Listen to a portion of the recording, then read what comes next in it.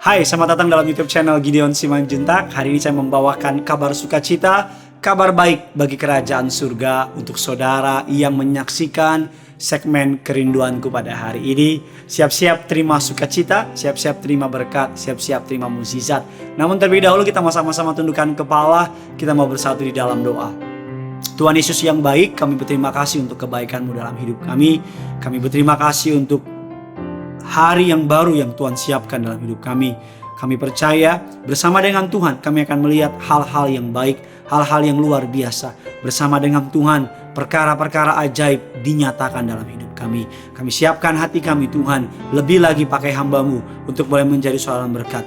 Lidah bibir perkataannya diurapi dari surga. Hanya nama-Mu Tuhan saja yang dipermuliakan. Agar melalui kerinduanku segmen renungan singkat ini, nama-Mu Tuhan dipermuliakan, memperlengkapi jemaat-Mu, membuat jemaat-Mu lebih lagi dalam mendekat kepada Kristus Tuhan. Di dalam nama Tuhan Yesus, setiap kita yang siap diberkati, sama-sama kita katakan amin. Jangan sia-siakan hidupmu. Tema kita pada hari ini.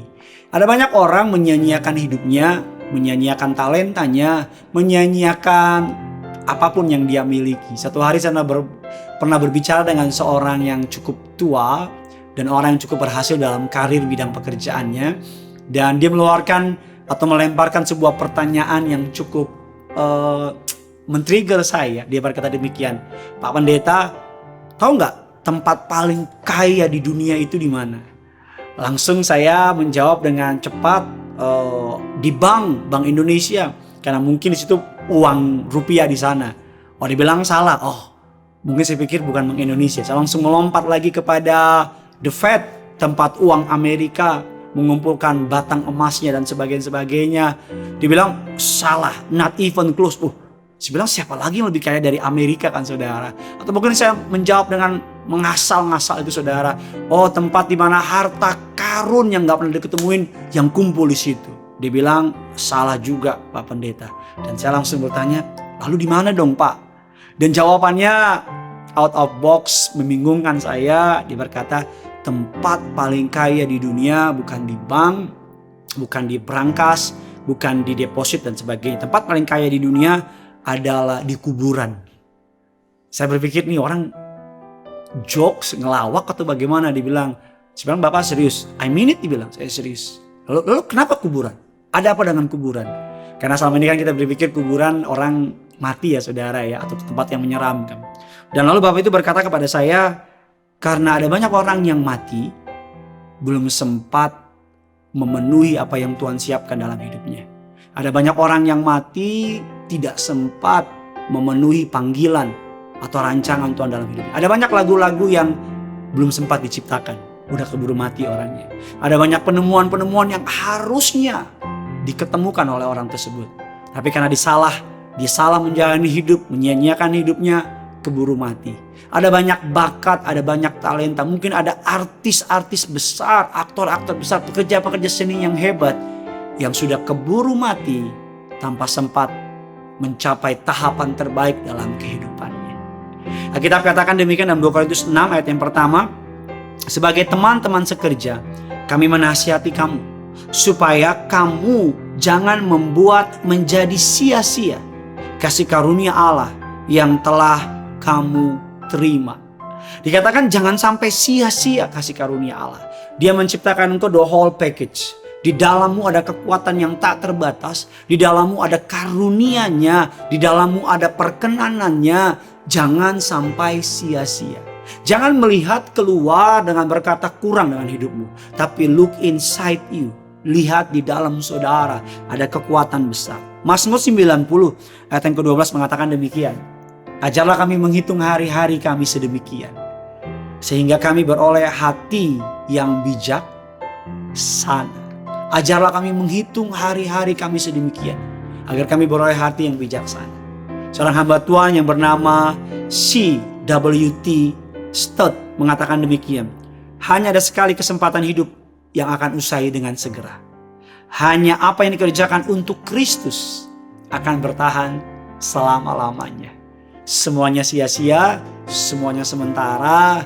Tapi apa yang kau lakukan for the love of God, untuk kasih Kristus, akan selama-lamanya. Yang pertama, apa yang jangan sampai kita sia-siakan dalam hidup ini? Ada 3 kebenaran kita akan pelajari hari ini. Catat saudara. Yang pertama, apa yang tidak akan atau jangan sampai kita sia-siakan. Yang pertama adalah jangan sampai menyia-nyiakan keselamatan yang Tuhan beri. Alkitab katakan bahwa dalam firman Allah mengatakan demikian saudara. Filipi 2 ayat yang ke-12. Karena itu tetaplah kerjakan keselamatanmu dengan takut dan gentar. Bukan saja waktu aku hadir, tapi terlebih ketika aku tidak hadir. Ibrani 3 ayat 15 mengatakan demikian. Tetapi apabila pernah dikatakan pada hari ini, jika kamu mendengar suaranya, jangan keraskan hatimu seperti di dalam kegeraman. Jangan sia-siakan keselamatan. Saudara pasti dengar cerita ini ketika Yesus disalibkan. Ada 2 orang penyamun disalibkan di sekitar dia. Para teolog sepakat namanya Desmas dan Gesmas. Mereka sahabat karib, sama-sama penjahat, sama-sama orang gak benar. Starting pointnya ngaco. Perampok, pembunuh, pemerkosa, rebellious, pemberontak dan sebagainya. Tapi Tuhan kasih kesempatan mereka disalibkan di samping Yesus. Bahkan mereka, beberapa orang percaya mereka dipenjara di mana Yesus berada. 2 orang melihat yang sama, mengenal orang yang sama, tapi yang satu tetap dalam kepahitannya sambil berkata kepada Yesus, kalau engkau anak Allah, selamatkan dirimu, selamatkan kami. Tetapi yang di samping Yesus di sebelah kanan berkata, memang kita salah, tapi tidak dengan orang ini. Yesus, kalau engkau datang kedua kali sebagai raja, ingatlah akan aku. Apa kata Yesus? Hari ini juga kita sama-sama berkumpul di Firdaus. Jangan sia-siakan keselamatan saudara. Engkau sudah diselamatkan, kerjakan dengan takut dan gentar. Jadi berkat dimanapun kau berada melangkah. Jadi orang-orang yang menunjukkan kasih Kristus ada dalam hidup saudara. Yang kedua, apa yang jangan sampai kita sia-siakan dalam hidup ini? Yang kedua, jangan sia-siakan berkat. Firman Allah dalam Kejadian 25, 29, 34. Saudara nanti bisa baca di rumah. Kejadian 25, 29, 34. Ada kakak beradik yang satu namanya Esau. Adiknya bernama siapa? Yakub. Alkitab mengatakan Esau baru kembali dari padang berburu seharian. Esau mengalami kelelahan dan ketika sampai adiknya Yakub sedang memasak sup kacang merah. Sudah tahu ceritanya ya. Karena lapar, Esau meminta sup kacang merah kepada adiknya. Bagilah sebagian dari sup kacang merahmu. Yakub, Alkitab katakan arti namanya cheater. Di kemudian hari berubah menjadi Israel. Artinya memang dari kecil dia sudah cukup licik. Bahkan ketika Esau keluar dari kandungannya, Alkitab katakan tumitnya dipegang oleh Yakub. Dan Yakub berkata, aku mau kasih hak kesulungan ini, aku mau kasih kacang merah ini, tapi kasih dulu hak kesulungan. Dan Alkitab katakan Esau memandang rendah hak kesulungan tersebut demi semangkok, kalau kata orang Manado, sup renebon, kacang merah. Dan Esau memakan dengan kenyang tanpa dia tahu apa yang dia tukar gak sebanding. Jangan pernah menukar yang kekal dengan yang sementara. Dan kita semua tahu ending dari ceritanya, Esau menyesal dengan sangat karena berkat dari ayahnya diturunkan kepada Yakub. Mulai hari itu nama Allah disebut dengan Allah Abraham, Allah Ishak, Allah Yakub. Harusnya Allah Abraham, Allah Ishak, Allah siapa? Esau. Tapi karena Esau memandang rendah hak kesulungannya, Yakub naik. Kakak beradik Daud, Tuhan pilih Daud. Kakak beradik Yusuf, Tuhan pilih Yusuf. Ada banyak kisah-kisah keluarga, Tuhan pilih satu. Kenapa? Karena Tuhan melihat hatimu. Tuhan melihat kerinduan. Jangan sia-siakan berkat. Hari ini semua talenta yang kau miliki, kemampuan yang kau miliki, pergunakan. 1 talenta, pekerjakan jadi 2, 3, 4 dan seterusnya. Yang ketiga, yang terakhir, jangan sia-siakan keselamatan.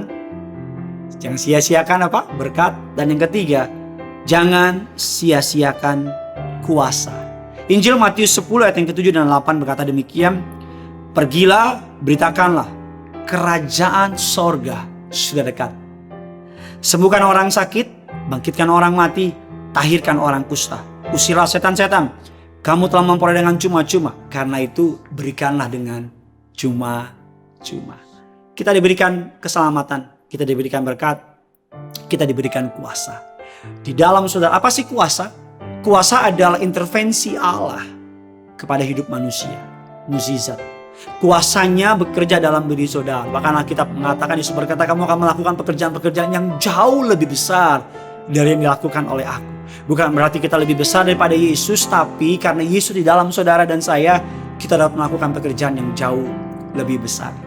Saya berdoa di dalam nama Yesus. Arahkan tanganmu kepada layar kaca saudara, kepada HP saudara. Saya berdoa agar engkau tidak menyia-nyiakan keselamatan, engkau tidak menyia-nyiakan berkat, engkau tidak menyia-nyiakan kuasa. Saya berdoa agar firman Tuhan ini memberkati hidupmu, mengangkat hidupmu. Nama Tuhan dipermuliakan. Sepanjang hari ini engkau dipakai untuk menjadi berkat. Di dalam nama Tuhan Yesus kami berdoa dan mengucap syukur. Bagikan kabar baik ini sebanyak mungkin kepada orang-orang yang saudara kasihi. Jangan lupa like, subscribe, dan komen. Bagaimana saudara mendengar firman Tuhan ini, apa responmu. Dan kalau saudara kenal beberapa orang dalam komentar tersebut, sapa dia, ucap berkat untuk orang tersebut. Yang punya surga, crazy in love with you. Bye-bye.